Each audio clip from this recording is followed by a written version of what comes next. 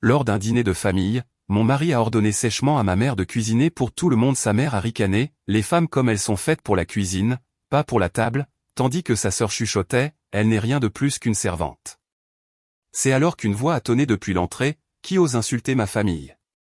La pièce entière s'est figée lorsqu'ils ont vu de qui il s'agissait. La voix de ma belle-mère a retenti dans notre salle à manger avec une précision étudiée. Eh bien, au moins Pêche sait où est sa place, dans la cuisine. Certaines personnes sont des servantes nées, n'est-ce pas? Elle l'a dit nonchalamment, comme si elle commentait la météo, pendant que ma mère se tenait figée dans l'embrasure de la porte, tenant le plat en cocotte qu'elle avait passé toute la matinée à préparer. C'était il y a 3 heures. Maintenant, à 5h30 du matin, je prépare le petit déjeuner de mon mari et je me demande combien de fois encore je peux regarder la dignité de ma mère être bafouée avant que quelque chose en moi ne se brise complètement. Les œufs grésillaient dans la poêle pendant que je rejouais les mots de Claire. Des servantes nées. La phrase s'est logée dans ma poitrine comme un éclat d'obus. Ma mère avait travaillé à la cafétéria de l'hôpital pendant 23 ans, non pas parce qu'elle était une servante née, mais parce qu'elle devait nourrir ses enfants après la mort de mon père. Elle avait mémorisé la commande de café de chaque médecin, appris les noms des petits-enfants de chaque concierge, et avait réussi à économiser suffisamment de son salaire minimum pour m'aider à payer mes études universitaires. Servante née. Les mots avaient un goût amer alors que je retournais les œufs de Dustin. Il les aimait sur le plat avec le jaune intact. Du pain de blé grillé doré mais pas brun. Du café avec exactement un sucre, remué 3 fois dans le sens inverse des aiguilles d'une montre. 3 ans de mariage m'avaient appris que les hommes avaient des exigences spécifiques pour tout. La bonne température pour l'eau de leur douche, le bon nombre de fils pour leurs draps, le bon type d'épouse qui savait quand parler et quand disparaître. J'avais appris à répondre à ces exigences, à me plier dans des espaces de plus en plus petits jusqu'à ce que je reconnaisse à peine la femme qui me regardait dans le reflet du micro-ondes. « Tu es levé tôt », a dit Dustin en entrant dans la cuisine tout en ajustant sa cravate. Il ne m'embrassait plus le matin. Depuis des mois. L'affection physique était réservée aux démonstrations publiques lors d'événements au country club où d'autres partenaires pourraient remarquer. Ton petit déjeuner est prêt, ai-je dit en dressant son assiette avec la précision de quelqu'un qui désamorce une bombe. Un faux mouvement, un bord légèrement trop cuit, et toute la matinée déraillerait en une conférence sur les normes et le maintien de la réputation des haies. Avant de continuer, si vous croyez que chaque mère mérite dignité et respect quel que soit son milieu, veuillez envisager de vous abonner. Cela nous aide à partager ces histoires importantes avec d'autres qui comprennent. Maintenant, laissez-moi vous raconter ce qui s'est passé ensuite. Il s'est assis au bar du petit déjeuner, faisant défiler son téléphone tout en mangeant. Le silence entre nous avait du poids et de la texture, rempli de toutes les choses que nous ne nous disions plus. Je l'ai regardé manger le petit déjeuner que j'avais préparé et j'ai pensé à la façon dont ma mère nous faisait des crêpes en forme de cœur le dimanche matin. Comment elle chantait en cuisinant, comment la nourriture était de l'amour dans notre maison, pas une performance.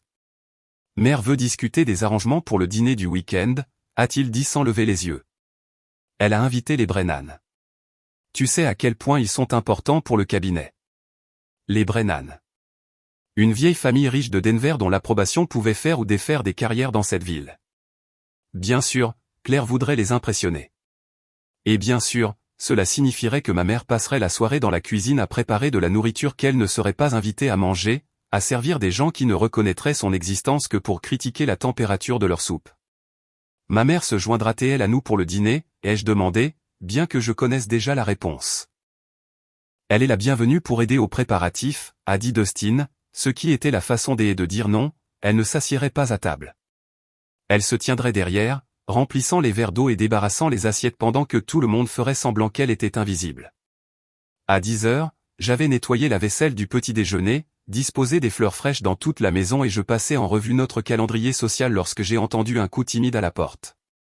À travers le Judas, j'ai vu ma mère debout là avec des sacs de courses, les logos génériques du magasin brillant pratiquement sur le fond manucuré de notre quartier. J'ai ouvert la porte rapidement, la faisant entrer avant que Madame Patterson ne puisse documenter cette violation des normes économiques tacites du quartier. J'ai trouvé du poulet en solde, a annoncé maman en soulevant les sacs avec une fierté qui m'a brisé le cœur. 3 livres pour le prix de 2. J'ai pensé que tu pourrais l'utiliser pour ce dîner chic.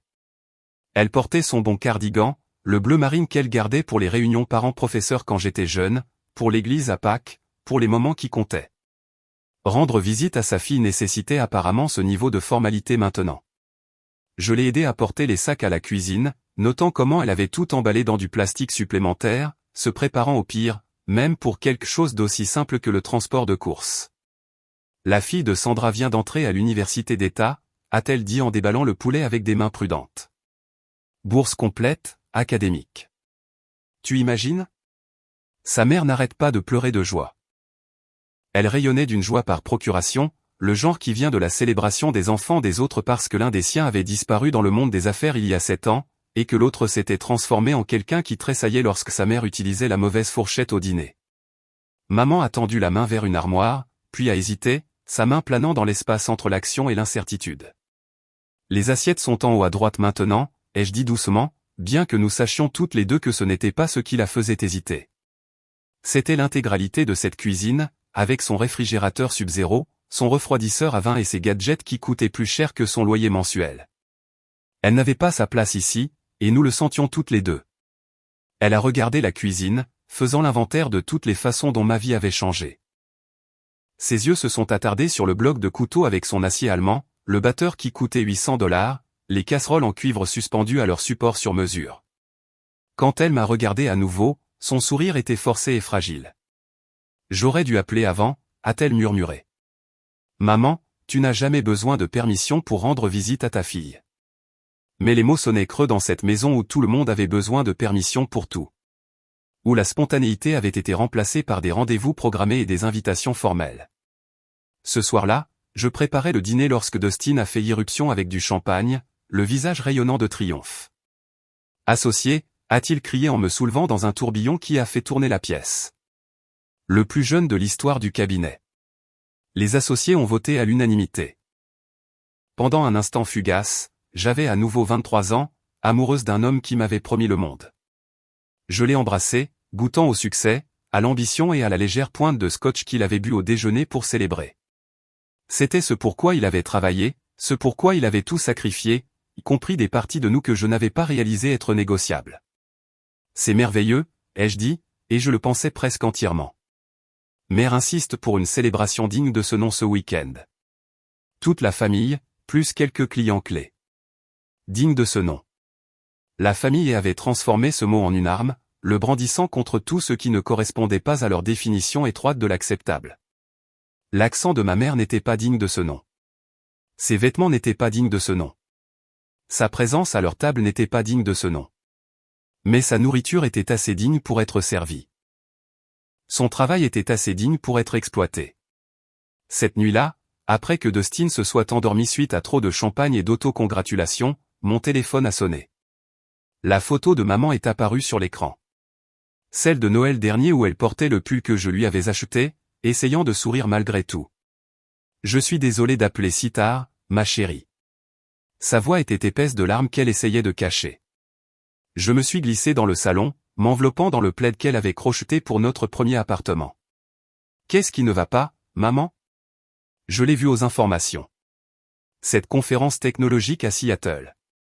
Il ressemblait tellement à Marcus. La façon dont il marchait, la façon dont il tenait ses épaules quand il écoutait quelqu'un parler. Ma poitrine s'est serrée.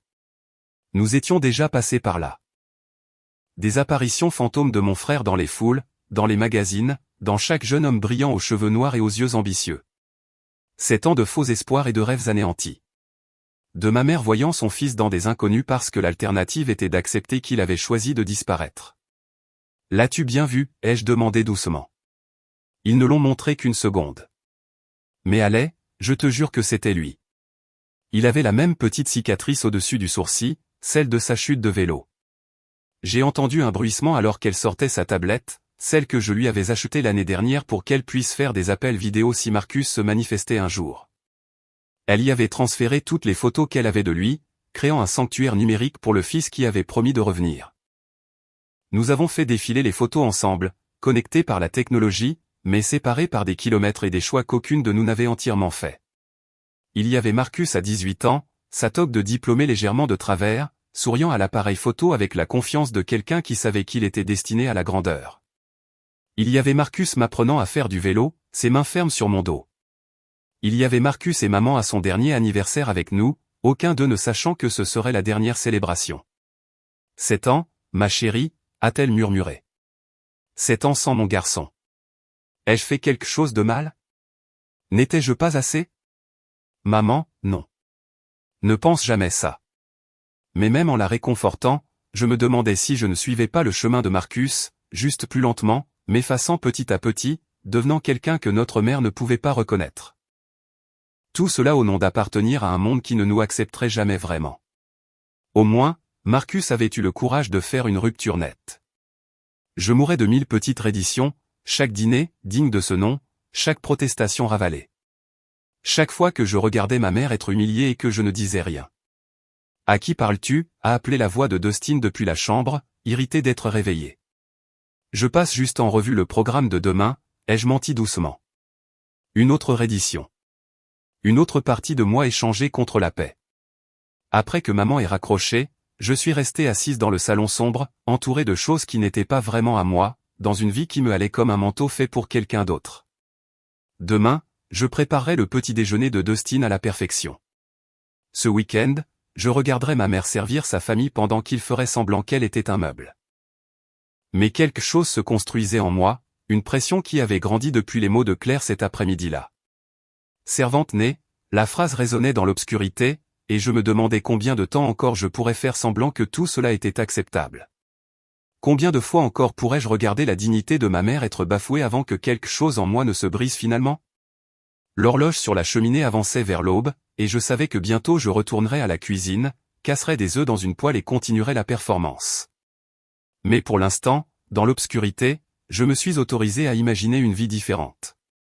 Une vie où ma mère était assise en bout de table, où mon frère rentrait à la maison, où je me souvenais de qui j'étais avant d'apprendre à me faire assez petite pour m'intégrer dans le monde, digne de ce nom, de la famille. Le vendredi est arrivé avec un poids de terreur qui s'est installé dans mon estomac. La matinée a commencé avec le premier appel de Claire à 8 heures. Sa voix était vive à travers le haut-parleur alors que j'épluchais des pommes de terre. Souviens-toi, allez, le cristal de Waterford pour l'eau, le baccarat pour le vin. Et s'il te plaît, assure-toi que l'argenterie est réellement polie cette fois. Au dîner du mois dernier, les fourchettes avaient des taches d'eau. Des taches d'eau que seule elle pouvait voir sur des fourchettes qui avaient été polies 3 fois. J'ai tout accepté tout en faisant dorer la viande pour la recette de rôti de peau de maman, celle qu'elle avait perfectionnée pendant 30 ans de dîner du dimanche. L'odeur a rempli la cuisine de souvenirs de notre ancien appartement, où le bonheur ne se mesurait pas en classification de cristal, mais en deuxième portion et en rire. Claire a de nouveau appelé à midi pour me rappeler l'espacement approprié entre les couverts. Puis à 14 heures pour discuter de la musique de fond appropriée, chaque appel se terminant par son avertissement caractéristique. Souviens-toi, cela nous concerne tous. Maman est arrivée à 16 heures, 1 heure avant tout le monde, apportant une tarte qu'elle avait faite de toutes pièces. Elle se tenait à ma porte d'entrée dans sa plus belle robe, une pièce bleu marine qu'elle avait trouvée chez Goodwill et qu'elle avait retouchée elle-même. Le tissu était de qualité, probablement cher à une époque, et elle l'avait repassé jusqu'à ce que chaque ligne soit parfaite. Ses boucles d'oreilles étaient de petites perles, pas des vraies, mais polies jusqu'à ce qu'elles brillent. Elle essayait si fort d'avoir l'air approprié, de s'intégrer dans ce monde qui la rejetait activement. J'ai apporté le dessert, a-t-elle dit en tendant la tarte comme une offrande. Aux pommes, faites ce matin avec ces Honeycrisp du marché fermier. Avant que je puisse répondre, la Mercedes de Claire est arrivée dans l'allée. Elle en est sortie vêtue d'une robe qui coûtait plus cher que ce que maman gagnait en 3 mois, son expression passant de neutre à désapprobatrice au moment où elle a vu ma mère. Paige, quelle ponctualité, a dit Claire, son regard parcourant les cheveux soigneusement coiffés de maman jusqu'à ses chaussures de magasin discount. En fait, cela tombe parfaitement. Vous seriez peut-être plus à l'aise pour aider dans la cuisine pendant que nous nous installons. Toutes ces entrées et préparations spéciales, vous comprenez. Le renvoi a été livré avec un sourire qui n'a jamais atteint ses yeux. Les épaules de maman se sont légèrement affaissées, mais elle a hoché la tête, se dirigeant déjà vers la cuisine avant que je puisse protester. Fête est arrivé quelques instants plus tard avec son dernier petit ami, un banquier nommé Preston, qui a regardé notre maison comme s'il l'évaluait pour la vendre. C'est la voiture de votre mère, a demandé Fête en désignant la Honda de maman, vieille de 15 ans. Si authentique. Très chic ouvrier. Elle a ri de sa propre blague en examinant la tarte de maman sur le comptoir. Fait maison, comme c'est pittoresque. Bien que mère ait déjà commandé le dessert de cette pâtisserie française du centre-ville. Le dîner a commencé à 19 h avec tout le monde assis autour de notre table de salle à manger, sauf maman, qui se tenait près de la porte de la cuisine comme une serveuse attendant les ordres. J'avais mis une place pour elle, mais Claire l'avait enlevée pendant que j'allais chercher du vin à la cave, expliquant que nous avions besoin de plus de place pour les plats de service. Alors que nous nous installions pour le premier plat, l'amie de fête, une femme nommée Margaret qui travaillait au cabinet de Dustin, s'est penchée vers Fête et a chuchoté assez fort pour que toute la table l'entende. « C'est le personnel ?» Elle me dit quelque chose. « C'est la mère de Haley », a répondu Fête avec un amusement à peine dissimulé. Elle aide de temps en temps. Maman venait de tendre la main vers son verre d'eau, utilisant la mauvaise main, prenant la mauvaise fourchette pour manger sa salade. Le mouvement était simple, humain, normal partout ailleurs, mais pas ici. Le rire de Claire a teinté dans l'air comme du verre qui se brise. « Oh, Paige » a-t-elle dit avec une patience exagérée, « les dîners formels doivent être si déroutants pour vous. La fourchette à poisson est la plus petite à l'extérieur. Bien que je suppose que dans vos situations de repas habituels, une seule fourchette fait tout. » La table a éclaté de rire poli tandis que le visage de maman est devenu rouge vif. Elle a posé la fourchette avec soin, précisément, ses mains disparaissant sur ses genoux. La main de Dustin a trouvé la mienne sous la table, sa prise serrée. Pas réconfortante, mais d'avertissement. Son pouce a appuyé fort contre ma paume, un ordre silencieux de rester silencieuse, de ne pas faire de scène, de laisser passer la cruauté de sa mère sans contestation. Les plats se sont succédés, chacun apportant de nouvelles occasions d'humiliation subtile. Quand maman ne savait pas quel verre à vin utiliser, Preston a fait une blague sur l'éducation publique. Quand elle a essayé de se joindre à une conversation sur les voyages, mentionnant un voyage à la foire de l'État, Margaret a carrément reniflé. Comme c'est charmant, les foires de l'État. Est-ce qu'elles existent encore? Entre le plat principal et le dessert, je me suis échappé pour vérifier quelque chose dans la cuisine et j'ai trouvé la porte de la salle de bain légèrement ouverte. Maman se tenait à l'évier, du vin rouge se répandant sur le devant de sa robe comme du sang. Ses épaules étaient secouées de sanglots silencieux. Maman. J'ai poussé la porte complètement. Je vais bien, a-t-elle dit rapidement, en tamponnant la tâche avec des serviettes en papier. Faites passer derrière moi et son coude a heurté mon verre. Juste un accident. Mais j'avais déjà vu les accidents de Fête. La précision avec laquelle elle pouvait détruire quelque chose tout en maintenant une parfaite dénégation. Les mains de maman tremblaient alors qu'elle essayait d'éponger le vin du tissu qu'elle avait passé une heure à repasser. Je gâche tout, a-t-elle murmuré. La célébration de Dustin, votre dîner. Je n'aurais pas dû venir. Je n'ai pas ma place ici. Les mots ont coupé plus profondément que n'importe quel couteau. Ma mère, qui avait travaillé 16 heures par jour pour nous nourrir, qui n'avait jamais manqué une réunion parents-professeurs malgré l'épuisement, qui avait renoncé à ses propres rêves pour que Marcus et moi puissions avoir les nôtres, croyait qu'elle gâchait les choses en existant simplement dans cet espace. Tiens, ai-je dit en enlevant mon cardigan en cachemire. Porte ça. Elle a protesté, sachant à quel point il était cher, mais je l'ai quand même enroulé autour de ses épaules. Le pull couvrait la tache mais ne pouvait cacher la défaite dans ses yeux. Alors qu'elle se remaquillait avec des mains tremblantes, réappliquant un rouge à lèvres qui s'était estompé à force de se mordre les lèvres nerveusement, j'ai eu envie de brûler toute la maison. Au lieu de cela, je l'ai aidé à nettoyer le vin de ses mains et je lui ai dit qu'elle était magnifique. Nous sommes retournés pour les trouver en train de servir les desserts commandés par Claire. La tarte faite maison de maman, mise de côté, oubliée. La conversation était passée aux maisons de vacances et aux propriétés d'investissement, des choses si éloignées de la réalité de maman qu'ils auraient aussi bien pu parler une autre langue. Elle était assise en silence, invisible, un fantôme à la table de sa propre fille.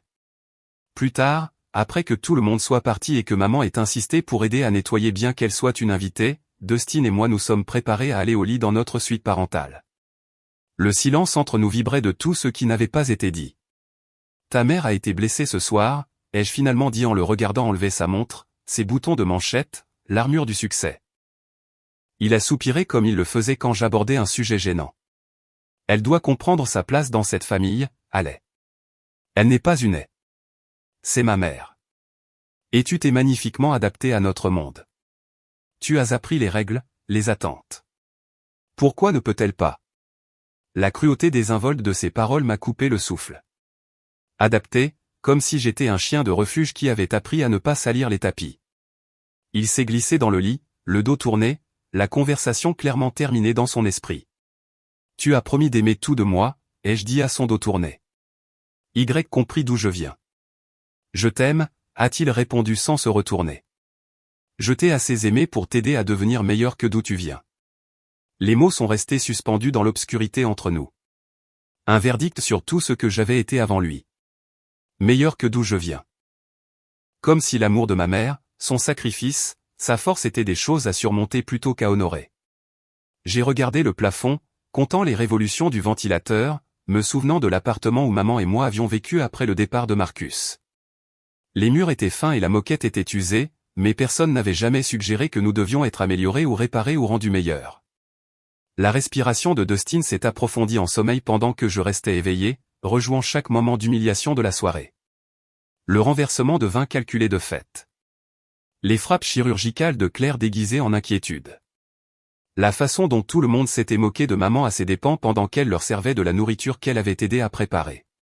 Le commentaire de Preston sur sa sagesse pittoresque de la classe ouvrière, quand elle avait mentionné la pluie à venir en se basant sur son arthrite.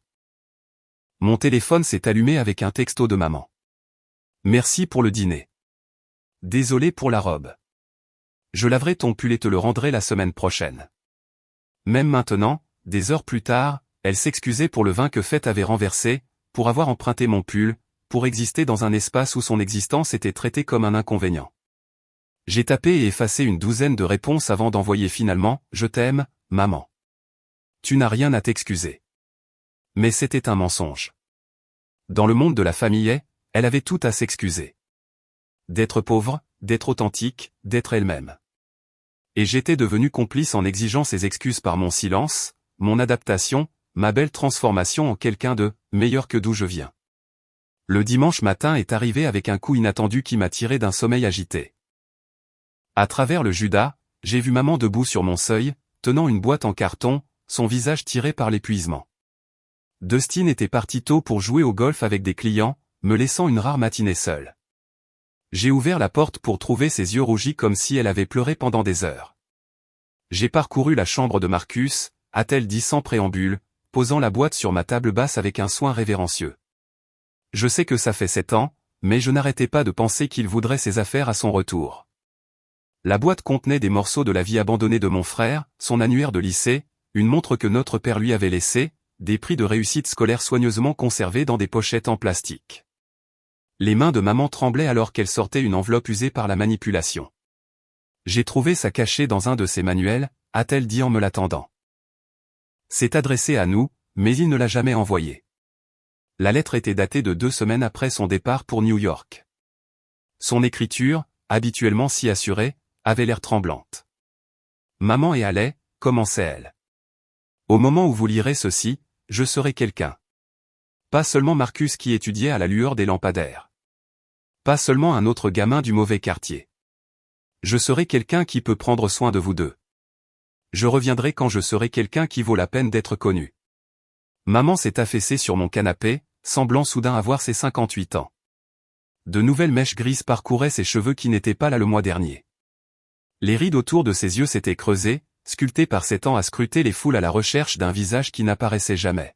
« Tu crois qu'il nous a oubliés ?» a-t-elle demandé, la voix petite. « Ou tu crois qu'il regarde où il en est maintenant et qu'il a honte d'où il vient ?» La question est restée en suspens entre nous, car je ne pouvais pas offrir de réconfort sans mentir.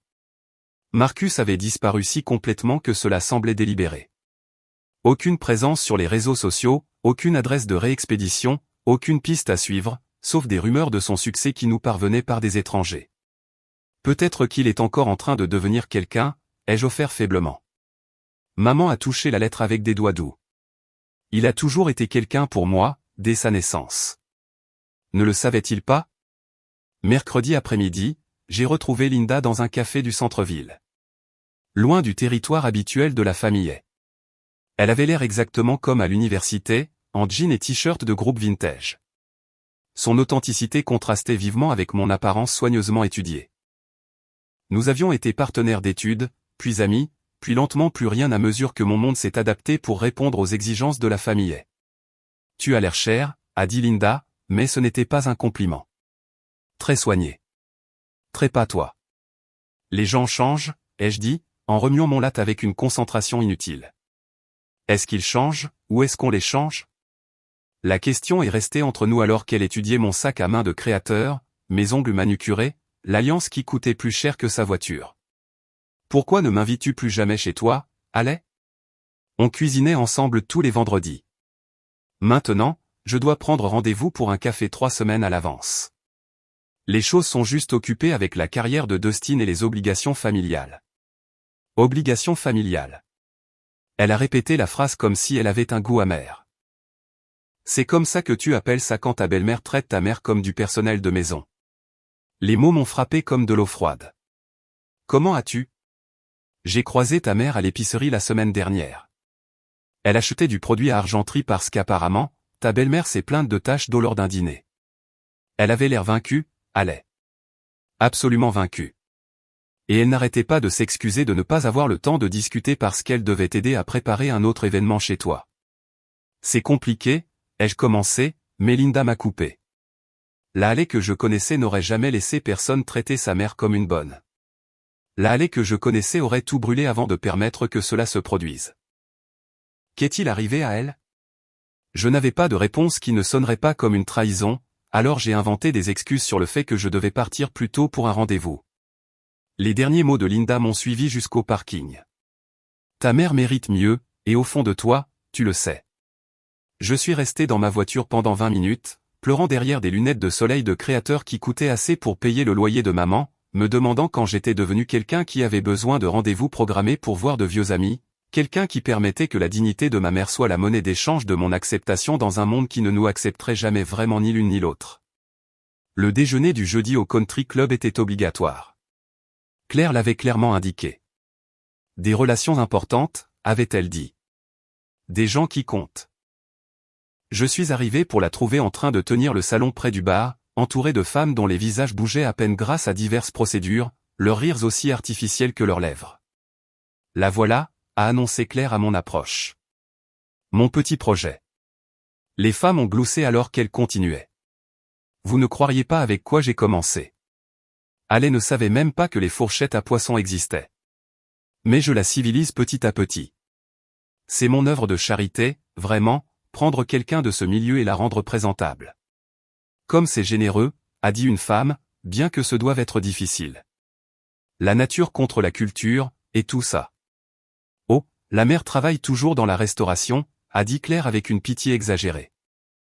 Vous imaginez, à son âge? Mais certaines personnes manquent simplement d'ambition, bien qu'elles fassent d'assez bons amuse-gueules quand nous avons besoin d'aide supplémentaire pour les fêtes. Elles ont ri du petit travail pittoresque de maman, de ses douces tentatives pour s'intégrer au dîner de famille, de la façon dont elle devait se sentir si reconnaissante de voir la vie de sa fille s'améliorer. Chaque mot était un couteau, et je suis resté figé derrière un palmier en pot, ma coupe de champagne tremblant si violemment que j'ai dû la poser avant qu'elle ne se brise. Au moins, elle connaît sa place, a ajouté une autre femme. Ce serait si gênant si elle s'attendait à socialiser réellement avec nous. J'ai fui vers les toilettes où j'ai vomi du champagne cher et de la honte dans une porcelaine impeccable. Mon reflet dans le miroir montrait quelqu'un que je ne reconnaissais pas. Quelqu'un qui restait silencieux pendant que des étrangers riaient aux dépens de sa mère. Quelqu'un qui était devenu exactement ce que Claire voulait. Un projet, un trophée, la preuve de la nature charitable de la famille. Samedi, je suis allé aider maman à nettoyer son appartement, ce que je faisais de moins en moins fréquemment. Pendant qu'elle rassemblait les produits de nettoyage, j'ai trouvé son journal sur la table de chevet. Je n'aurais pas dû le lire, mais la page était ouverte, son écriture visible. Peut-être que c'est moi la raison pour laquelle Marcus reste loin. Il a probablement construit quelque chose de magnifique, et je ne ferai que rappeler à tout le monde d'où il vient. J'ai feuilleté en arrière, chaque entrée une nouvelle blessure. Allais avait l'air si mal à l'aise quand je l'ai serré dans mes bras au club. Je devrais me souvenir de ne pas faire ça en public. Claire a suggéré que je mange dans la cuisine la prochaine fois. Elle a probablement raison. Je ne veux embarrasser personne. Allais mérite mieux qu'un fardeau pour mère. L'entrée finale, datée d'hier, m'a arrêté le cœur. Si je disparaissais, peut-être que Allais pourrait enfin être heureuse dans sa nouvelle vie. Plus de dîners gênants. Plus d'excuses. Elle pourrait dire aux gens que j'ai déménagé. Ou mieux encore, que je n'ai jamais existé. Maman m'a trouvé en train de pleurer sur son journal. Mes larmes tachaient des pages remplies d'auto-accusations pour des crimes qu'elle n'avait pas commis. Elle a essayé de me le prendre, embarrassé, mais je l'ai gardé. Tu n'es pas un fardeau, ai-je dit férocement. Tu n'as jamais été un fardeau. Mais ma chérie, je vois à quel point c'est difficile pour toi, d'essayer d'équilibrer leur monde et moi. Je ne m'intègre pas, et ce n'est pas grave. Peut-être que ce serait plus facile si je n'ose pas finir cette phrase. Nous nous sommes assises sur son canapé chaud, celui que nous avions depuis que j'étais au lycée, et je l'ai tenu pendant qu'elle pleurait 7 ans de douleur accumulée. Elle me semblait plus petite que dans mes souvenirs, comme si les rejets constants l'avaient physiquement diminuée. La femme qui avait autrefois tenu tête au propriétaire, qui s'était battue pour des heures supplémentaires et avait élevé 2 enfants seule, en était réduite à s'excuser de son existence. Je t'aime, ai-je murmuré dans ses cheveux grisonnants. Et je suis tellement désolé. Je suis tellement désolé. Mais, désolé, ne suffisait pas, désolé, n'annulez pas 3 ans de conformité silencieuse. Désolé, n'effacez pas les entrées du journal, ni les larmes, ni la façon dont elle avait commencé à croire qu'elle valait moins que les gens qui la traitaient comme un meuble. Quelque chose devait changer. Quelque chose devait se briser. Je ne savais tout simplement pas encore que ce serait tout. Lundi matin, je suis allé à l'appartement de maman pour commencer à préparer la célébration de l'association de Dustin. Elle avait déjà vidé tout son plan de travail de cuisine.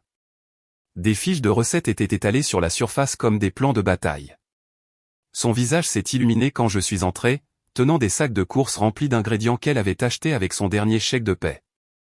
J'ai planifié le menu toute la semaine, a-t-elle dit en sortant une liste manuscrite. Des mini-bœufs Wellington, ces champignons farcis que Claire a aimés une fois. 3 sortes de quiches, et la recette secrète de poulet sauté de ma grand-mère. Elle se déplaçait dans sa petite cuisine avec détermination. Chaque mouvement était efficace malgré l'espace limité. C'était son domaine, où elle transformait des ingrédients de base en magie, bien qu'elle ait un quart de l'espace de ma cuisine de designer. Alors que nous coupions des légumes côte à côte, elle fredonnait d'anticipation. Ça leur montrera que je peux apporter quelque chose de spécial, a-t-elle dit en enveloppant soigneusement chaque Wellington dans de la pâte feuilletée. Pas seulement réchauffer de la nourriture achetée en magasin, mais de la vraie cuisine. Peut-être qu'ils verront que j'ai de la valeur au-delà du simple nettoyage. Ma poitrine s'est serrée en la regardant mesurer chaque portion avec précision, écrivant des étiquettes avec son écriture soignée. Bœuf Wellington, saignant, quiche végétarienne, sans noix, poulet, quelques épices douces. Elle voulait si désespérément être vue comme plus que ce à quoi il l'avait réduite, ce que je leur avais permis de la réduire. Nous avons travaillé pendant 2 jours d'affilée, remplissant son congélateur et le mien de plats soigneusement préparés. Maman a insisté pour faire des extras de tout, craignant qu'il n'y en ait pas assez. Mercredi soir, nous avions assez de nourriture pour nourrir 2 fois le nombre d'invités prévus. Elle a examiné notre travail avec satisfaction, de la farine poudrant encore sa joue. Ils vont adorer ça, a-t-elle dit avec un tel espoir que mon estomac s'est noué. Jeudi après-midi, alors que maman et moi chargions les derniers plats dans ma voiture, le camion du traiteur de Claire est arrivé dans mon allée. Mon cœur s'est serré alors que du personnel en uniforme commençait à décharger des plats à réchaud en argent et du matériel de service professionnel. Claire est sortie de sa Mercedes, inspectant la scène avec satisfaction. Les professionnels sont là, a-t-elle annoncé, puis a remarqué les récipients soigneusement étiquetés de maman. Oh, Paige, vous avez cuisiné. Comme c'est inutile. Nous avons plus qu'assez des traiteurs. Le visage de maman est tombé, mais elle a réussi à sourire. Juste quelques petites choses pour aider. Comme c'est gentil. On trouvera bien un endroit où les mettre. La fête a commencé à 18h avec l'élite juridique de Denver remplissant notre maison. Des associés de cabinets concurrents, des juges, des conseillers municipaux, tous réunis pour célébrer l'accomplissement de Dustin. La nourriture de maman avait été reléguée à l'arrière-cuisine, cachée, tandis que les versions identiques mais inférieures du traiteur trônaient sur la table de la salle à manger. Maman se tenait près de la porte de la cuisine dans sa plus belle robe, la même bleu marine des dîners précédents, attendant des instructions. Claire est passée devant elle, portant un plateau d'amuse-gueule du traiteur, faisant un spectacle en les présentant aux invités. Ceux-ci viennent de l'ami Louis, a-t-elle annoncé à voix haute. Seul le meilleur pour la célébration de Dustin. bien que Paige ait insisté pour aider. Elle est si à l'aise dans les cuisines, n'est-ce pas, ma chère?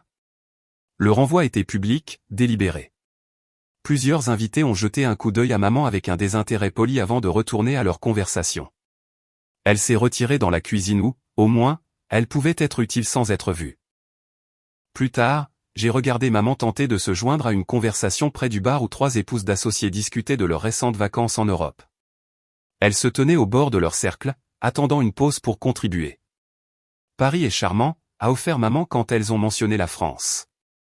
J'ai toujours voulu voir la tour Eiffel. Fête s'est matérialisée à côté d'elle avec une précision chirurgicale. Mais vous n'êtes jamais allé nulle part, n'est-ce pas? Sa voix a porté à travers la pièce. Je veux dire, de vrais voyages, pas juste regarder la chaîne Voyage. Les femmes ont gloussé mal à l'aise tandis que les joues de maman brûlaient. L'une a essayé d'être gentille, demandant « Où iriez-vous si vous pouviez voyager n'importe où ?» Avant que maman ne puisse répondre, Fête a interjeté. Probablement quelque part avec une belle cuisine pour travailler. Certaines personnes ne peuvent tout simplement pas laisser le travail derrière elles, n'est-ce pas? Dustin se tenait à 1 mètre de là, du champagne à la main, regardant sa sœur humilier ma mère. Quand nos yeux se sont croisés, il a carrément ri.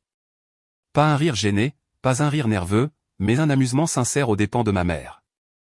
Il a levé son verre vers moi dans un toast moqueur avant de se retourner à sa conversation. La cuisine était devenue un champ de bataille de traiteurs concurrents et de politique familiale. Maman a essayé d'aider le personnel professionnel, mais ils l'ont traitée comme une intruse dans ce qui avait été son espace sûr. Alors qu'elle tendait la main vers un plateau d'amuse-gueule du traiteur pour le passer, la voix aiguë de Claire a tranché le chaos. Paige, le plateau de crevettes a besoin d'être rempli rapidement. Maintenant. Les associés attendent. Maman s'est tournée vers le comptoir, sa main heurtant le bord d'une plaque de cuisson fraîchement sortie du four. Le son qu'elle a fait était petit, rapidement avalé, mais j'ai vu tout son corps se tendre de douleur. Le traiteur l'a à peine regardé alors qu'elle berçait sa main contre sa poitrine. J'ai commencé à me diriger vers elle, mais Dustin s'est matérialisé à mon coude, sa prise ferme sur mon bras. Ne fais pas de scène, a-t-il sifflé à mon oreille. Pas ce soir. C'est trop important. Ses doigts ont appuyé assez fort pour me faire un bleu, me retenant sur place pendant que maman disparaissait dans le couloir. Je l'ai trouvée dans la salle de bain des invités, passant de l'eau froide sur une vilaine brûlure rouge sur sa paume. Elle se mordait la lèvre assez fort pour laisser des marques, des larmes coulant silencieusement sur son visage. « Laisse-moi voir », ai-je dit, prenant doucement sa main.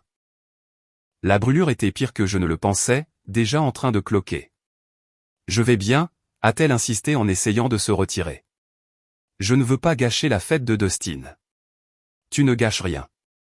J'ai trouvé la trousse de premier secours, appliquant soigneusement de la crème pour brûlure et enveloppant sa main de gaz.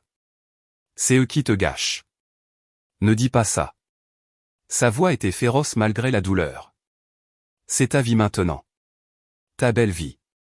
Je peux supporter une petite brûlure. Mais ce n'était pas seulement la brûlure. C'était tout. L'accumulation d'un millier de petites cruautés, chacune prenant un morceau de sa dignité jusqu'à ce qu'il ne reste presque plus rien. Je l'ai aidé à se remaquiller, je l'ai regardé s'entraîner à sourire dans le miroir jusqu'à ce que cela paraisse crédible, puis je l'ai renvoyé servir des gens qui la voyaient comme un meuble. La fête a continué pendant 3 heures de plus. 3 heures à regarder maman servir des boissons avec sa main bandée cachée sous un torchon. 3 heures où Claire s'attribuait le mérite de la nourriture qu'elle n'avait pas faite. 3 heures de commentaires acerbes de fête et du silence complice de Dustin. 3 heures où d'éminents résidents de Denver traitaient ma mère comme si elle était invisible, sauf quand ils avaient besoin de quelque chose. Je n'en pouvais plus.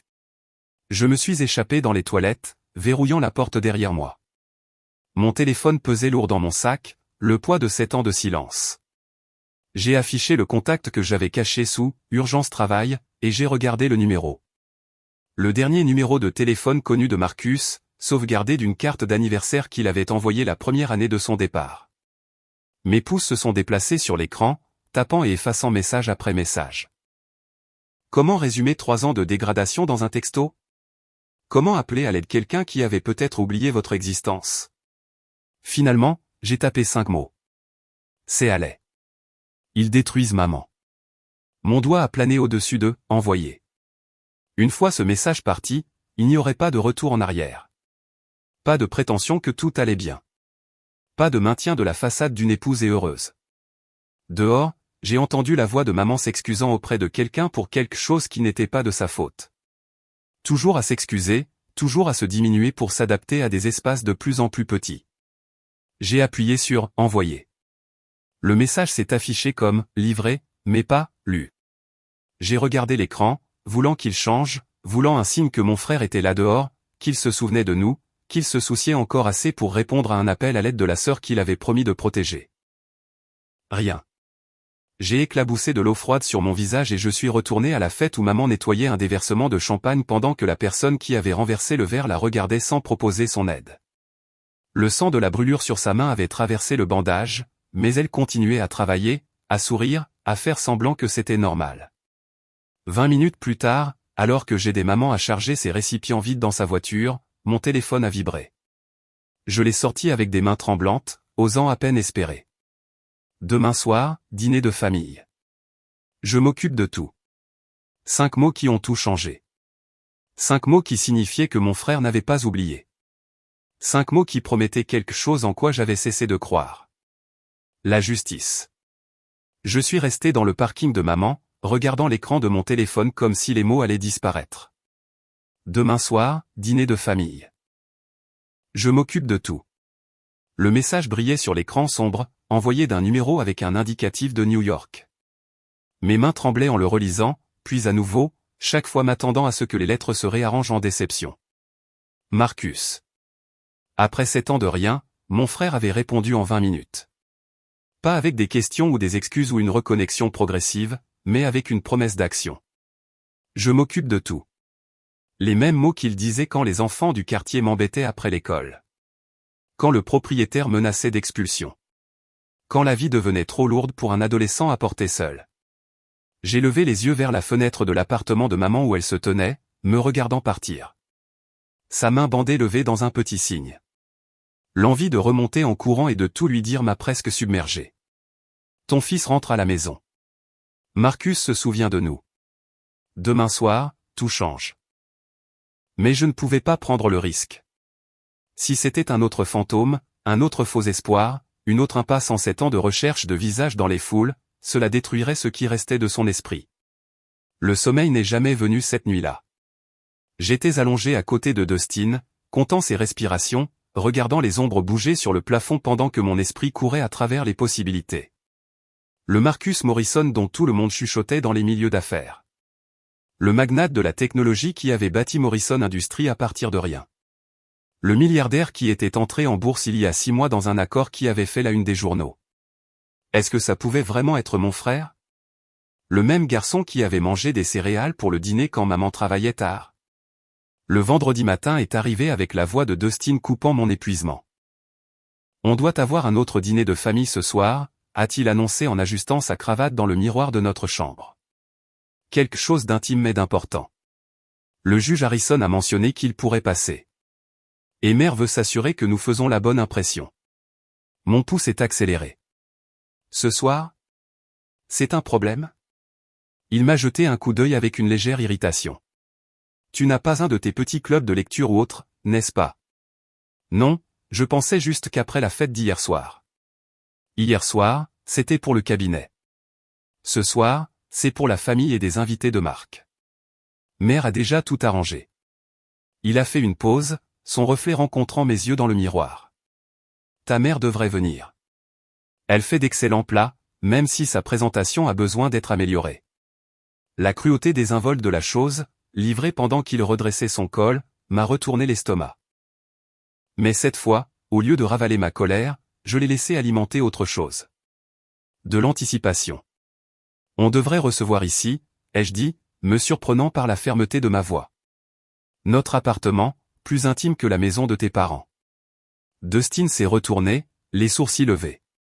Tu veux recevoir? Après ce désastre avec les traiteurs hier soir? Je m'occupe de tout. Les mots sont sortis fermes, empruntant la force d'un message sur mon téléphone. Il m'a étudié un instant, et je l'ai vu cataloguer les changements. Ma colonne vertébrale droite, mon regard direct, l'absence de ma différence apologétique habituelle. Très bien. Mais tout doit être parfait. Mère surveillera la moindre erreur. Après son départ, j'ai appelé. Maman, il y a un autre dîner ce soir chez nous. Son soupir portait le poids de l'épuisement. Dois-je cuisiner quelque chose? Viens juste comme tu es, maman. C'est tout ce dont j'ai besoin. Mais Claire s'attend. S'il te plaît, fais-moi juste confiance. Porte quelque chose dans lequel tu te sens belle. Il y a eu une longue pause. Allez, ça va? Tu as l'air différente. Différente. J'ai attrapé mon reflet dans le miroir du couloir. Même vêtements de marque, même cheveux coiffés, même apparence approuvée par les haies. Mais quelque chose avait changé dans mes yeux. Une étincelle qui était en sommeil depuis 3 ans. Je vais mieux que bien, lui ai-je dit. Je te vois à 19h. J'ai passé l'après-midi à me préparer avec un soin méticuleux, mais pas de la manière que Claire attendrait. Pas de couverts élaborés ni de menus complexes. Au lieu de cela, j'ai fait la recette de rôti de peau de maman, celle qui remplissait notre maison d'enfance de chaleur. J'ai utilisé des assiettes ordinaires, pas la porcelaine des haies. J'ai ouvert les fenêtres pour laisser l'air circuler dans l'appartement au lieu de compter sur un désodorisant artificiel. Pour la première fois en 3 ans, j'ai préparé ma maison comme si elle était vraiment la mienne. À 16h, j'ai regardé par la fenêtre maman entrer dans un magasin discount. 20 minutes plus tard, elle est ressortie avec un petit sac, et je savais sans regarder ce qu'il contenait. De nouvelles boucles d'oreilles. Elle dépensait de l'argent qu'elle n'avait pas pour essayer d'avoir l'air présentable pour des gens qui ne la verraient jamais comme autre chose que le personnel. Elle est arrivée à 18h30, avant tout le monde, portant la robe bleu marine qu'elle avait portée à tous les événements de la famille, mais cette fois avec de petites boucles d'oreilles en argent qui captaient la lumière quand elle bougeait. Elle avait coiffé ses cheveux différemment, plus doux autour de son visage, et avait appliqué du rouge à lèvres avec une précision minutieuse. « Comment suis-je » a-t-elle demandé en lissant le tissu sur ses hanches. Présentable. Je l'ai serrée dans une étreinte féroce, respirant l'odeur familière de son parfum de pharmacie mélangé à l'extrait de vanille qu'elle tamponnait toujours derrière ses oreilles. Tu es parfaite. Il s'est reculé pour étudier mon visage. Que se passe-t-il, ma chérie? Tu me fais un peu peur. Rien ne va mal. Je t'aime, c'est tout. Ses yeux se sont remplis de larmes. Elle a rapidement cligné des yeux. Ne me fais pas ruiner mon maquillage. Alors qu'elle m'aidait à mettre la table, je l'ai regardée s'entraîner à des sujets de conversation à voix basse, consultant de petites notes qu'elle avait écrites sur sa paume sur l'actualité, la météo, tout ce qui pourrait la faire paraître digne d'être incluse. Elle avait répété pour être intéressante, comme si son moi naturel, la femme qui avait élevé 2 enfants seule, qui s'était épuisée pour nos rêves, qui savait comment étirer $20 en une semaine de repas n'était pas assez intéressant. À 19h précise, la famille est arrivée en masse. Claire est entrée la première, son regard cataloguant immédiatement tout ce qui n'allait pas dans mes préparatifs. Des serviettes en papier, allez. Vraiment? Elle a touché les assiettes ordinaires avec un dédain évident. Et tu sers du rôti de peau. Comme c'est rustique. Fête a suivi, le nez plissé à l'odeur de la cuisine maison. Ça sent la cafétéria ici, a-t-elle annoncé à Preston, qui l'accompagnait à nouveau. Certaines personnes ne peuvent tout simplement pas s'élever au-dessus de leurs origines. Le père de Dustin, Harold, que je voyais rarement lors des réunions de famille, a inspecté l'appartement comme un général inspectant des troupes décevantes. Choix intéressant pour recevoir des invités importants, a-t-il dit à Dustin. On devrait toujours connaître ses limites. Ils se sont installés autour de la table avec l'air de la royauté forcée de dîner avec des paysans. Maman s'est automatiquement dirigée vers la cuisine, mais j'ai attrapé sa main. Assieds-toi, ai-je dit assez fort pour que tout le monde l'entende. Tu es une invitée. Les sourcils de Claire se sont levés. Paige serait sûrement plus à l'aise. Elle sera à l'aise à table avec la famille. Le mot « famille » est resté en suspens dans l'air comme un défi. Fête a carrément ri. Famille? C'est généreux. Alors que nous commencions à manger, la performance habituelle a commencé. Claire a commenté l'assaisonnement comme étant plutôt agressif pour des palais raffinés. Fête a mentionné que le rôti de peau était si lourd, si classe ouvrière. Harold a fait une conférence sur l'importance de maintenir les normes, qui semblaient pointues et délibérées. Pendant tout ce temps, j'ai regardé l'horloge. 19h15, 19h30, 19h45. Chaque minute s'étirait comme une heure pendant que maman se faisait de plus en plus petite sur sa chaise, pendant que la famille devenait plus audacieuse dans sa cruauté désinvolte, pendant que mon espoir secret commençait à ressembler à une illusion. À 19h58, Claire s'est lancée dans son sujet préféré. Vous savez, Paige, il y a quelque chose d'admirable chez les gens qui connaissent leur place dans la vie. N'êtes-vous pas d'accord? Tout le monde n'a pas besoin de grimper. Certaines personnes sont faites pour servir, et il y a de l'honneur là-dedans. Les mains de maman tremblaient alors qu'elle tendait la main vers son verre d'eau. Je suppose. Prenez-vous, par exemple, a poursuivi Claire, son sourire aussi tranchant que du verre. Vous avez trouvé votre place dans la restauration. Ça vous va bien. Certaines personnes sont juste naturellement faites pour les cuisines. Faites s'est penché en avant avec un intérêt prédateur. En parlant de cuisine, ne devriez-vous pas être dans la nôtre? Je veux dire, c'est là que vous êtes le plus à l'aise, n'est-ce pas? L'horloge sur la cheminée indiquait 20 heures exactement. C'est à ce moment-là que nous l'avons entendu. Des pas dans le couloir. Lourd, confiant, s'approchant avec la certitude de quelqu'un qui a sa place partout où il va. La poignée de la porte a tourné. La porte s'est ouverte avant que quiconque ne puisse répondre. Avant même que je puisse me lever. La solide porte en chêne qui s'ouvrait habituellement silencieusement sur des charnières bien huilées a percuté le mur avec une force suffisante pour faire vibrer les cadres des tableaux. Toutes les têtes à table se sont tournées vers le son, les fourchettes suspendues à mi-chemin des bouches, les verres à vin figés à mi-gorgée. Elle n'est rien de plus qu'une servante, venait de finir de dire faites, les mots flottant encore dans l'air comme un gaz toxique. Une silhouette se tenait, silhouettée dans l'embrasure de la porte, éclairée par les lumières du couloir. Pendant un instant, personne n'a bougé. Personne n'a respiré. L'appartement lui-même semblait retenir son souffle, attendant. Puis il s'est avancé dans la lumière, et le monde a basculé sur son axe. L'homme qui est entré dans ma salle à manger a commandé l'espace avec une autorité qui a rendu l'air lui-même plus lourd. Il portait un costume anthracite qui avait été taillé à la perfection, le genre de précision qui chuchotait plutôt qu'elle ne criait sa dépense. Ses chaussures reflétaient les lumières du plafond alors qu'il se déplaçait. Du cuir italien qui coûtait probablement plus que le salaire annuel de maman. Mais c'était sa présence qui a transformé la pièce. Un pouvoir contrôlé qui a soudainement rendu tout le monde petit. Qui ose insulter ma famille? La voix qui a tonné de lui n'était pas forte en volume, mais en impact. Elle a roulé à travers l'appartement comme une force physique, faisant trembler le verre à vin de Claire dans sa main.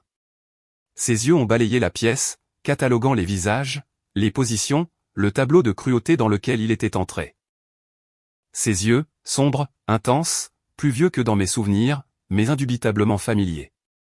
Les mêmes yeux qui m'avaient surveillé sur les terrains de jeu, qui étaient restés éveillés à étudier à la lueur d'une bougie lorsque l'électricité était coupée, qui m'avait regardé à travers une fenêtre d'avion il y a 7 ans avec des promesses qu'il n'avait jamais tenues.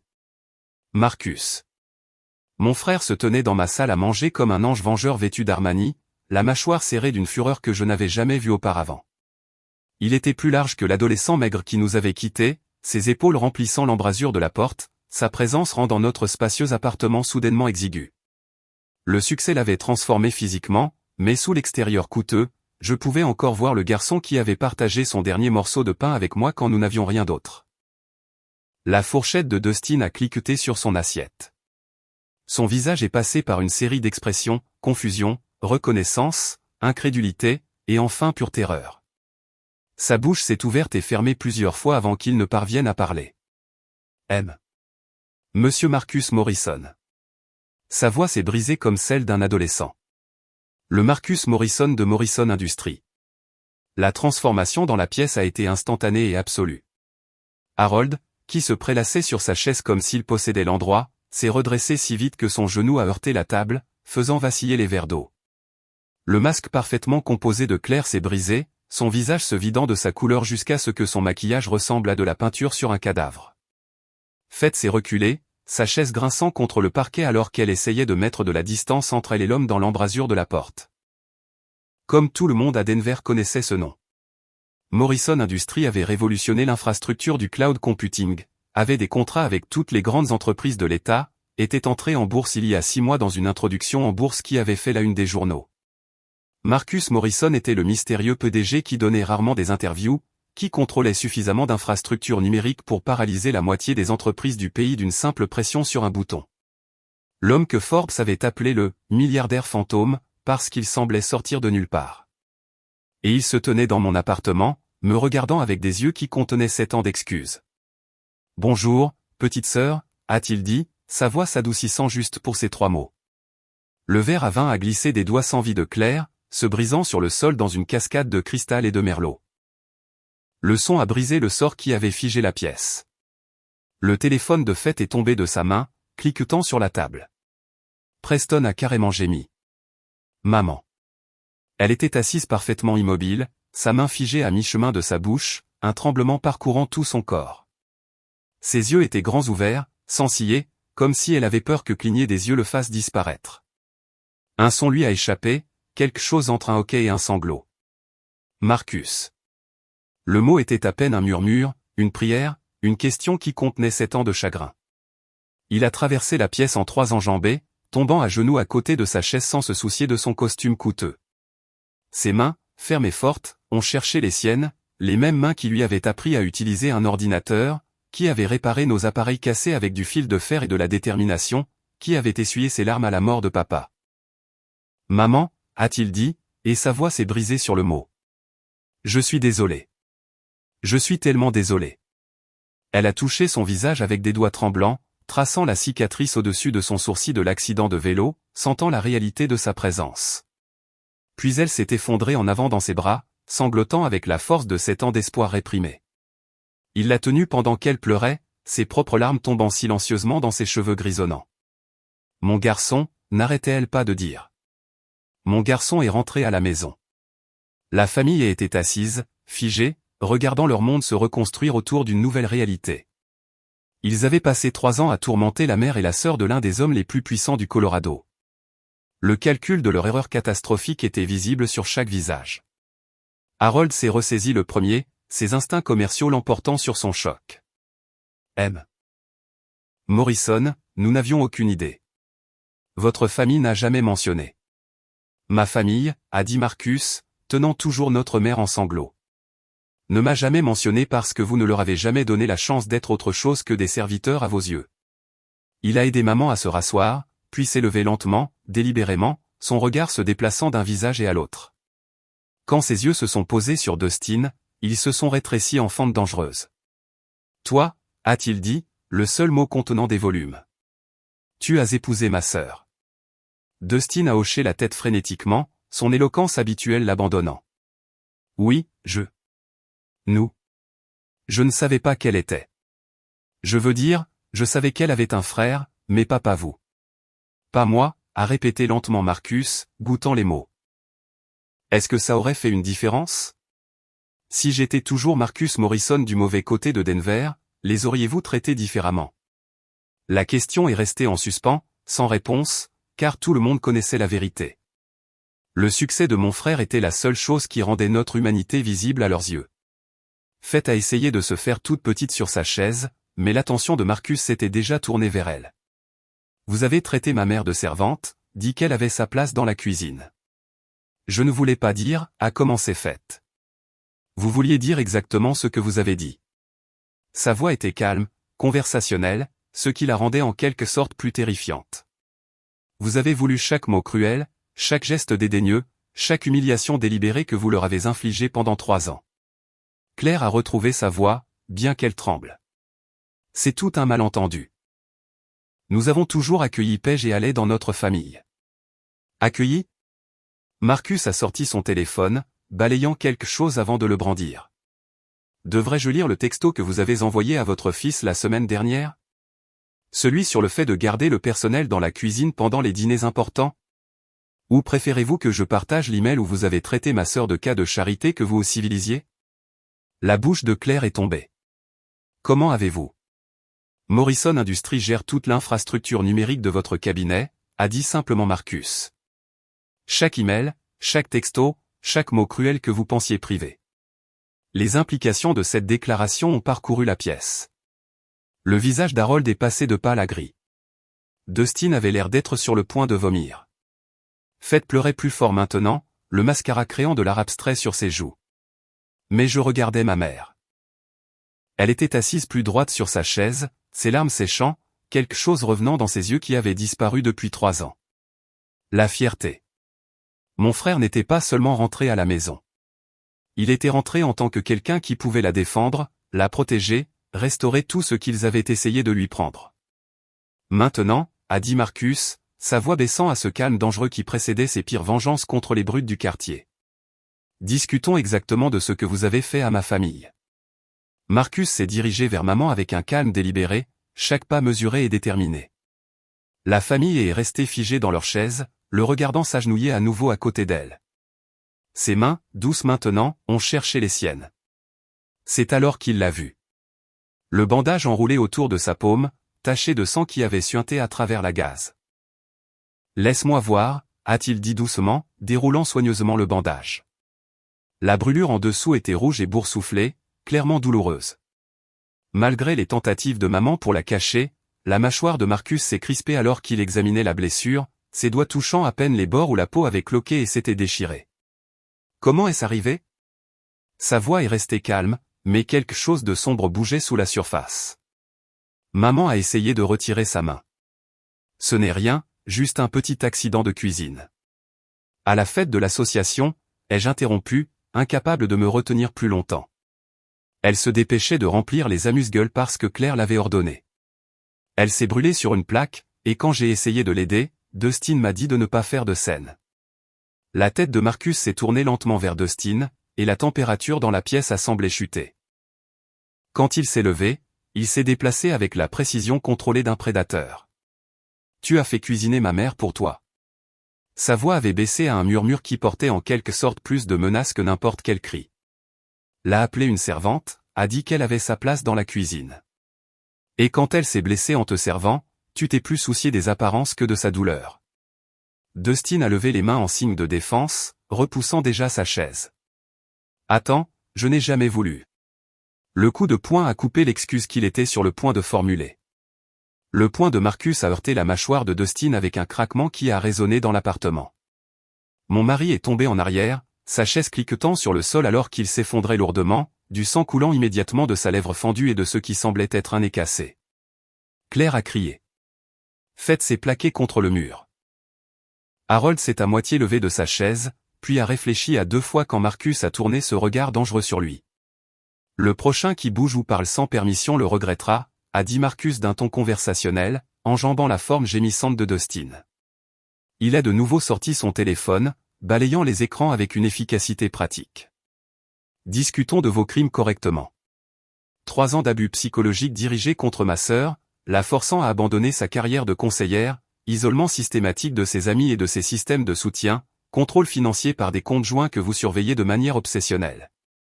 Il a levé les yeux vers Dustin, qui luttait pour s'asseoir, du sang coulant sur sa chemise chère. Dois-je continuer?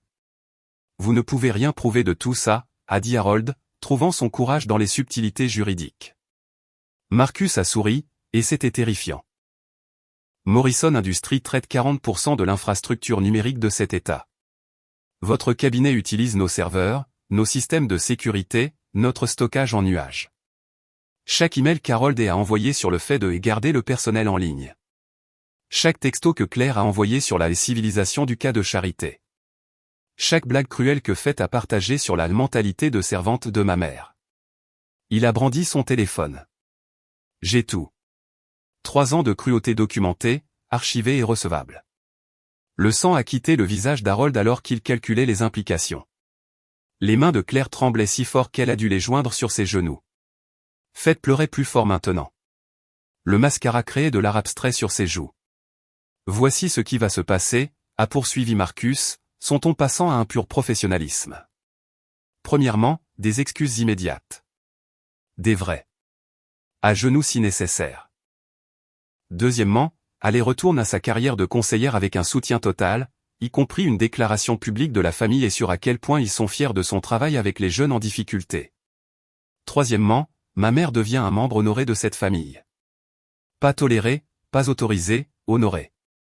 C'est de l'extorsion, a dit faiblement Harold. C'est de la négociation, a corrigé Marcus. Je n'en suis pas encore à l'extorsion. Voudriez-vous que j'y arrive? La menace est restée en suspens pendant que Dustin réussissait enfin à s'asseoir, tenant sa manche contre son nez saignant. Marcus a continué, arpentant maintenant la pièce, chaque pas délibéré. Le chef-d'œuvre, cependant, sera le gala de charité. Dans 2 semaines, la famille organisera une célébration en l'honneur de Paige Morrison. 500 des personnes les plus influentes de Denver vous entendront porter un toast à elle comme une femme remarquable qui a élevé 2 enfants qui ont réussi contre vent et marée. Vous établirez une bourse à son nom pour les étudiants défavorisés. Vous vous assurez que toutes les pages mondaines couvrent l'événement. Vous ne pouvez pas nous forcer, a commencé Claire. Je peux vous détruire, a interrompu doucement Marcus. Le cabinet de votre mari dépend de contrats que je pourrais résilier demain. L'association de votre fils existe parce que le juge Harrison, qui, par coïncidence, me doit plusieurs faveurs, l'a recommandé. Votre fille, Faith, travaille pour une entreprise que Morrison Industries pourrait acheter et dissoudre avant le déjeuner. Un mot de ma part, et la famille devient radioactive dans la société de Denver. Il a laissé cela s'imprégner, les regardant absorber toute l'étendue de leur vulnérabilité. Puis il s'est tourné vers maman, tout son comportement changeant. Maman, a-t-il dit doucement, que veux-tu leur dire? Maman s'est levée lentement et pour la première fois en 3 ans, elle n'a pas courbé les épaules ni ne s'est faite petite. Elle a regardé chaque visage des à tour de rôle. Harold calculant les pertes. Claire tremblant de rage et de peur. Faith sanglotant dans ses mains. Dustin saignant sur le sol. Quand elle a parlé, sa voix portait une force que je n'avais pas entendue depuis la mort de papa. Je vous pardonne, a-t-elle dit, et les mots ont atterri comme un autre coup de poing. Non pas parce que vous le méritez, mais parce que je refuse de porter votre poison plus longtemps. Je vous pardonne, mais je n'oublierai jamais. Chaque mot cruel, chaque geste dédaigneux, chaque fois que vous m'avez fait me sentir moins qu'humaine, je m'en souviendrai. Elle s'est approchée de l'endroit où Dustin était assis et l'a regardé avec quelque chose qui ressemblait à de la pitié. Vous auriez pu avoir une belle-mère qui vous aurait aimé comme son propre fils. Au lieu de cela, vous avez choisi ceci. Elle a fait un geste vers son visage ensanglanté, sa réputation ruinée, son arrogance brisée. Claire a retrouvé sa voix, tremblante, mais essayant toujours d'avoir de l'autorité. Paige, nous pouvons sûrement en discuter raisonnablement. Vous avez eu 3 ans pour être raisonnable, a interrompu maman. 3 ans où un mot gentil, un sourire sincère, un seul moment où vous m'auriez traité comme une égale aurait tout changé. Vous avez choisi la cruauté à la place. Elle s'est tournée vers moi alors, et ses yeux brillaient de larmes, mais aussi de quelque chose d'autre. La libération. Allez, ma belle-fille, tu n'as plus à t'excuser pour eux. Tu n'as pas à te faire petite pour correspondre à leurs attentes. Tu n'es pas leur projet à améliorer. Tu es ma fille et tu es parfaite exactement comme tu es. Les mots ont brisé quelque chose en moi. 3 ans de larmes réprimées ont jailli alors que je me suis levé et que je suis allé vers elle, sentant la main de Marcus sur mon épaule, ferme et protectrice comme lorsque nous étions enfants face au monde ensemble. S'il vous plaît, a gémi Faith depuis son coin. S'il vous plaît, nous sommes désolés. Nous sommes tellement désolés. Désolé parce que vous êtes pris, a dit froidement Marcus. Désolé parce qu'il y a des conséquences. Mais êtes-vous désolé pour la douleur que vous avez causée? Pour la dignité que vous avez volée, pour la famille que vous avez essayé de détruire? Le silence qui a suivi était une réponse suffisante. 2 semaines, a finalement dit Marcus. Le gala sera parfait où je démantellerai vos vies pièce par pièce. Chaque offense contre ma famille sera remboursée avec intérêt. Chaque humiliation sera rendue au décuple. Harold s'est éclairci la gorge avec précaution. Si nous faisons cela, si nous acceptons vos conditions, alors quoi? Alors vous garderez votre richesse, votre réputation, vos positions. Vous continuerez à vivre vos vies privilégiées. Mais vous le ferez en sachant que votre fortune, votre confort, votre existence entière dépendent de la miséricorde continue de la femme que vous avez appelée une servante. Marcus a aidé maman à se rasseoir, puis à regarder la famille une dernière fois. Vous pensiez que la pauvreté signifiait l'impuissance. Vous pensiez que la gentillesse signifiait la faiblesse. Vous pensiez que vous pouviez traiter ma famille comme vous le vouliez parce qu'il n'avait personne pour les défendre. Il a sorti sa carte de visite, un papier cher avec un texte minimal, et l'a laissé tomber sur la table. Vous vous êtes trompé. Dustin a lutté pour se relever, chancelant légèrement, son visage déjà enflé. Allez, s'il te plaît. Tu es ma femme. Le suis-je? Me suis-je entendu dire, ma voix plus forte qu'elle ne l'avait été depuis des années. Parce que les épouses sont des partenaires, des égales, pas des projets à améliorer ou des embarras à gérer. La vérité de la chose s'est installée sur la pièce comme un linceul funéraire. Tout avait changé en l'espace d'une heure. La supériorité soigneusement construite de la famille s'était effondrée, révélant les petites personnes mesquines qu'elles avaient toujours été sous la richesse et le prestige. 6 mois s'étaient écoulés depuis la nuit où mon frère était revenu dans nos vies et avait brisé le royaume soigneusement construit de la famille. Mon bureau de conseil, au 3e étage d'un centre de santé communautaire, donnait sur une aire de jeu où des enfants se poursuivaient en cercle, leur rire flottant à travers ma fenêtre ouverte.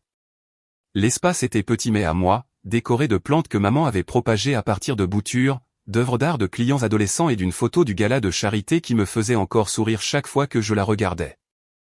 Je passais en revue les notes de cas pour ma session de groupe de l'après-midi lorsque Marcus est apparu dans l'embrasure de la porte, portant des sacs de la charcuterie Goldberg. C'était devenu notre tradition du mardi et du jeudi. Il arrivait précisément à midi avec des sandwichs au pastrami et de la salade de pommes de terre, et nous mangions tout en nous racontant nos vies séparées mais entrelacées. Maman a tenu le salon au Bernardin hier soir, a-t-il dit en déballant les récipients. Le maître d'hôtel connaît maintenant l'histoire de sa vie.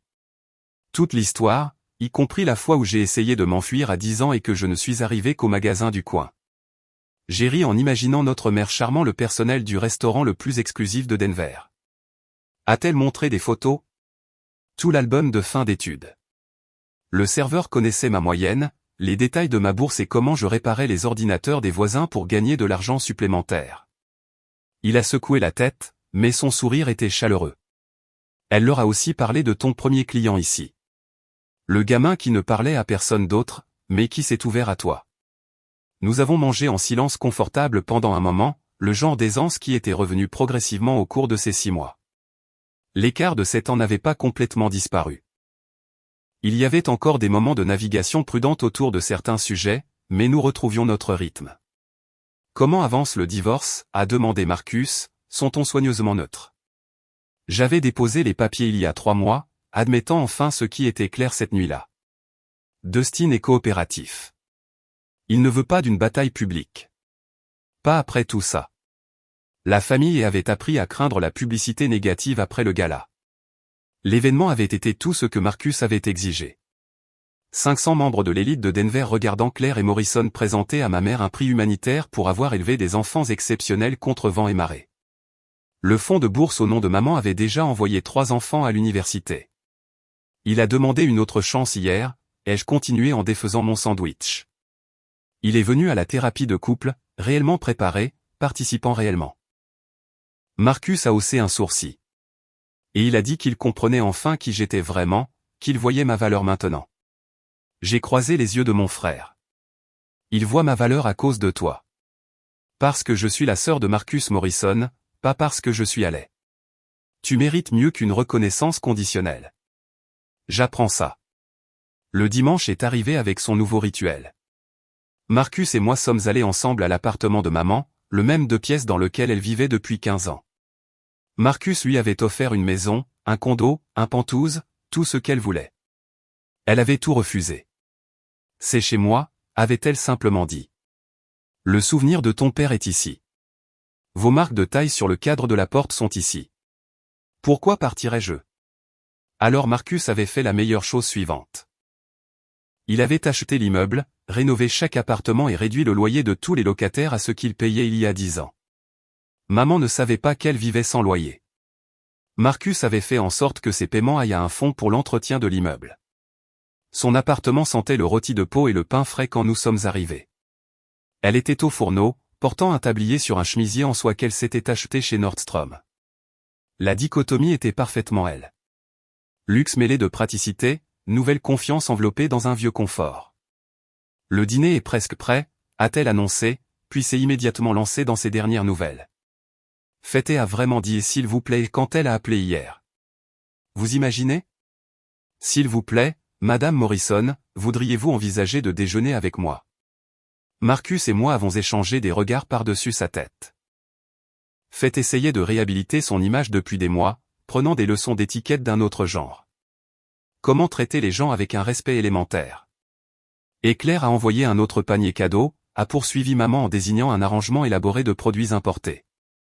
Le troisième ce mois-ci. Je les donne à la banque alimentaire. Elle a sorti son téléphone pour nous montrer des photos d'événements récents. La voici à l'opéra, assise dans la loge de Marcus. À l'inauguration du musée, présentée au gouverneur. Au gala de bienfaisance de l'hôpital où on lui avait demandé de parler de son expérience d'élever des enfants qui ont réussi en tant que mère célibataire. Celle-ci est ma préférée, cependant, a-t-elle dit en nous montrant une photo de son service bénévole hebdomadaire au centre communautaire. Elle était entourée d'enfants du programme après l'école, leur apprenant à cuisiner. Pas de vêtements de marque, pas de cadre formel, juste maman dans son élément, partageant son amour à travers la nourriture. C'est la vraie toi, ai-je dit, et elle a serré ma main. Tout ça, c'est la vraie moi maintenant, a-t-elle corrigé. Je ne choisis plus entre les mondes. Je peux servir de la soupe au refuge le mardi et assister à la symphonie le samedi. Je peux être les deux. Mercredi après-midi, Dustin est arrivé pour ce qui serait notre dernière séance de thérapie de couple. Il avait l'air différent. L'arrogance avait été remplacée par quelque chose qui ressemblait presque à de l'humilité. Il tenait les portes, disait « s'il vous plaît » et « merci ». Il écoutait réellement quand le docteur Brennan parlait. J'ai réfléchi à ce qui n'allait pas, a-t-il dit en s'adressant directement à moi. J'ai essayé d'effacer d'où tu venais au lieu de l'accepter. Je le vois maintenant. Parce que Marcus te l'a montré, ai-je dit doucement. Au début, oui. Mais ensuite, j'ai commencé à vraiment faire attention. La force de ta mère, ta compassion avec les clients, la façon dont tu n'as jamais abandonné les gens même quand ils te décevaient. Même quand je te décevais. C'était la chose la plus proche d'une véritable excuse que j'ai reçue de sa part. Mais c'était trop tard. La confiance, une fois brisée, pouvait parfois être reconstruite. Mais un amour qui avait été conditionnel depuis le début n'avait aucune base à restaurer. Je veux qu'on mette fin à ça avec dignité, ai-je dit. Pas de bataille, pas d'amertume, juste deux personnes qui admettent qu'on n'était pas fait l'un pour l'autre. Il a hoché la tête lentement. Je peux faire ça. Je te dois bien ça. Alors que je traversais le trafic de Denver ce soir-là, en route pour aller chercher maman pour le gala de l'entreprise de Marcus, j'ai réfléchi à l'étrange voyage qui nous avait menés ici. La famille existait toujours à notre périphérie. Diminuée, humiliée, changée à jamais. Il assistait à chaque événement en l'honneur de maman, contribuait à son fonds de bourse et nous traitait tous les deux avec une courtoisie exagérée chaque fois que nos chemins se croisaient. Mais il n'était plus le centre de mon univers. Mon monde avait retrouvé sa taille normale, rempli de travail significatif, de relations authentiques et d'une famille qui aimait inconditionnellement. Je me suis garé dans le complexe d'appartements de maman alors que le soleil se couchait derrière les montagnes, peignant le ciel dans des tons d'or et de pourpre. Elle attendait à sa fenêtre, portant une robe de créateur bleu nuit qu'elle s'était achetée avec son propre argent. Elle avait lancé une petite entreprise de traiteur pour des clients de choix qui appréciaient à la fois sa nourriture et son histoire. Quand elle a vu ma voiture, elle a fait un signe, se tenant droite et fière. C'est à cela que ressemblait réellement la victoire.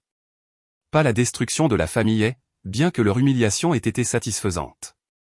Pas même le retour dramatique de Marcus, bien qu'avoir mon frère de retour était un cadeau que je chérissais quotidiennement. La victoire, c'était ma mère debout à sa fenêtre, portant une robe qu'elle avait choisie elle-même, sur le point d'assister à un gala où elle serait présentée comme la mère de Marcus Morrison et l'inspiration de Halle Morrison. La victoire, c'était de récupérer nos noms, nos histoires, notre valeur. Alors que maman montait dans ma voiture, ajustant soigneusement sa robe, elle m'a regardé avec des yeux qui pétillaient d'une paix durement gagnée. « Prête ?» ai-je demandé. « J'ai été prête toute ma vie », a-t-elle dit. Je ne le savais tout simplement pas jusqu'à maintenant. Nous avons roulé vers le centre-ville, vers le bâtiment de Marcus où il attendait pour escorter sa mère dans une pièce pleine de gens qui la verraient pour exactement ce qu'elle était. Une femme qui avait élevé 2 enfants pour leur faire comprendre que l'amour ne concernait pas le pouvoir, la position ou la possession. L'amour signifiait être là pour les personnes qui comptent, même s'il faut 7 ans pour retrouver son chemin. Si cette histoire de rédemption familiale et de douce vengeance vous a captivé jusqu'à la toute fin, appuyez sur le bouton j'aime dès maintenant. Mon moment préféré a été lorsque Marcus a tonné, qui ose insulter ma famille, depuis l'entrée, changeant complètement la dynamique du pouvoir en quelques secondes. Quel a été votre moment le plus satisfaisant? Partagez-le dans les commentaires ci-dessous. Ne manquez pas d'autres histoires puissantes de justice et de loyauté familiale.